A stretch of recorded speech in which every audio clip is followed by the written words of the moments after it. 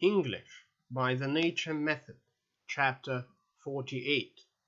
The 48th Chapter, English Newspapers. Storm, while I know a great deal about the things that happen in my own country, I am afraid that I don't know very much about events that happen in other countries. So I think that in the future I had better read an English newspaper every day. In that way I should also get to know more about what the English think about things. I should learn the opinions of the English. I'm sure that one of the best ways to learn the opinions of a foreign nation is to read the newspapers of the country. Living in England, as I do now, I think I ought to know more about the nation. I think it's almost my duty to learn all that I can about the English. You don't really mean what you say, do you? Asked Marshall. You cannot be serious. You must be saying this just in fun. No, not in fun. I'm serious all right. I mean just what I say, replied Storm. It's very pleasant, said Marshall, to hear that you take such an interest in us, but I think that you are putting it too strongly when you say that you ought to know all about us, just because you live here for a few months. If I had a chance of living in your country, I don't think I should look upon it as my duty to make a study of the people and the conditions under which they live.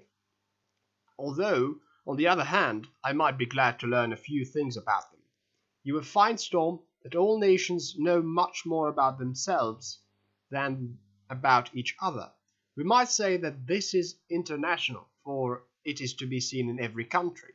But if you do take such a great interest in the English, it would be a good idea for you to read an English paper. In future, both while you are staying in England and when you return to your own country. Storm, I have heard the names of quite a number of English papers, but it's hard for me to remember them, because I have such a bad memory for foreign names. Marshall, while working at the office, I have not found your memory so poor. I have sometimes been quite surprised at the things you can remember. It's always difficult, however, to remember a lot of foreign names. Storm, you English seem to read a great number of papers. Many of the men at the office sometimes buy 2 or 3 papers a day. Is that because they are so interested in the latest news? Marshall, not always. In most cases it's on account of their interest in sport. The evening papers usually have several pages, and in most cases only 2 or 3 of the pages have news. On the rest there are reports of big events in sport. But there is a limit to the number of papers one can comfortably read.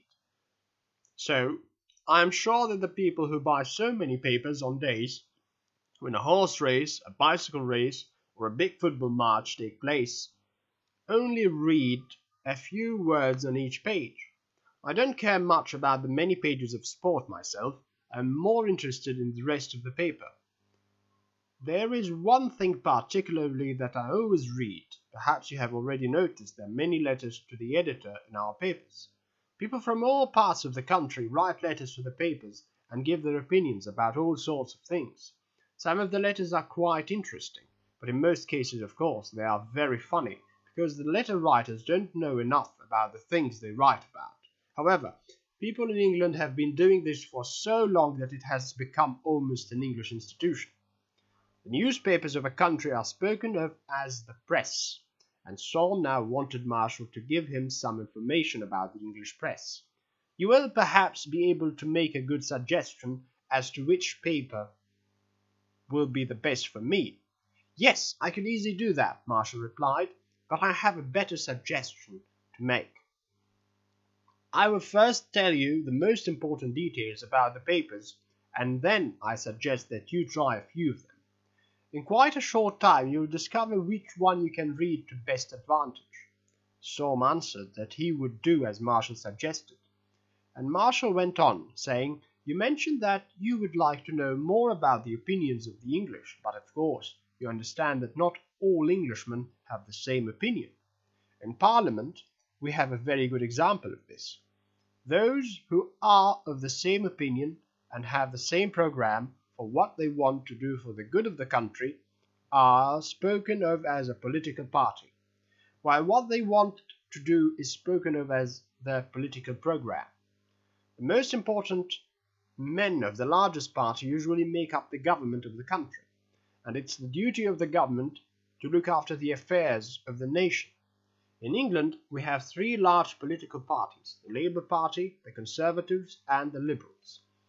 All the papers that I shall mention to you give the opinions of one or other of these three large political parties. Although they are not owned by the parties, I'll begin with the Daily Telegraph, as I have a copy of it in my pocket. Of course, you have seen it many times before, and you know what it is like. It has a circulation of about 1 million, and is, as you have seen, a very conservative paper. Two other important conservative papers are the Daily Mail and the Daily Express, the first with a circulation of 2 million and the second with a circulation of 3,800,000. Storm, I can't understand that you have not mentioned the Times. It's almost the only English paper ever mentioned at home. Marshall, the Times has a circulation of about 300,000. Storm, has the Times only a circulation of 300,000? Marshall, most foreigners are inclined to think that the Times is the paper with the largest circulation. The reason for this is that many times in the past it has given the opinion of the British government, and on account of this fact it is, of course, one of the most important papers, even though it's not one of the biggest. The biggest Liberal paper is called the News Chronicle with a circulation of 1,750,000. Then I must mention the Labour Party, the Labour paper called the Daily Herald, a paper with a circulation of over 2,250,000. In 1918 it was a small paper with a circulation of only 100,000, but its growth has been so rapid that already in 1939 its circulation had increased to 20 times as much. What a growth! Said Storm. I have heard of papers growing quickly, but never of such a rapid growth as that. In your place, Marshall continued, I should buy a copy of each of these different papers. It's best for you to decide for yourself which one you are going to read. In all the papers I have mentioned you will find long articles about home affairs,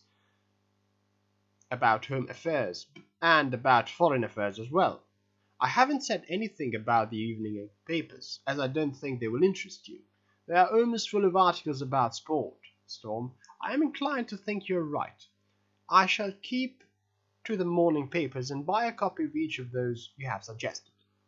Marshall then told Storm that, with one or two exceptions, all the big papers are printed both in London and in some town in the north of England at the same time. It's a good idea to print the papers in two places. A man in the north of England is then able to get a copy of his paper just as quickly as a man in London. He said, Storm, I think that is a good thing. Nowadays it's important to read newspapers. Yes, it's one of the ways in which people, if they take things seriously, may learn more, and so continue their education after they have left school. Books, of course, are a great help to people who wish to educate themselves, but newspapers can do quite a lot. The papers, however, might do even more to give people a better education. But in our days, there is a tendency to fill the papers with articles about sport and politics, and to leave out things that might be more useful. One notices this tendency more and more as the years pass, and as it is the case in every country with hardly any exception, I think we might speak of it as an international tendency. I see nothing wrong in reading articles about politics, Storm answered. In a country where the people take part in the government of the country, and any man may become a member of Parliament, the more people know about politics, the better, in my opinion. There is something in what you say there, was all that Marshall could say to this. Speaking of reading, Storm continued, I have noticed that there is not much space between the lines in your papers. That is bad for one's eyes, I think. But of course, if you add up all the space saved between the lines in this way, it comes to quite a lot, doesn't it? More reading matter for the same money? Newspaper work interests me. I think that when I know England and the English a little better, I shall write some articles about England and try to send them to one of our papers at home. So be careful what you say, and do from now on, Marshall, everything that you say will be used against you." "And I," replied Marshall with a smile, carefully folding up his Daily Telegraph and putting it under his arm, "shall write an article called 'Educating a Young Foreigner in London,' and tell about all the funny questions you have asked me." So saying, Marshall took his friend back to the office from the small restaurant where they had been having lunch. Each had his paper folded under his arm.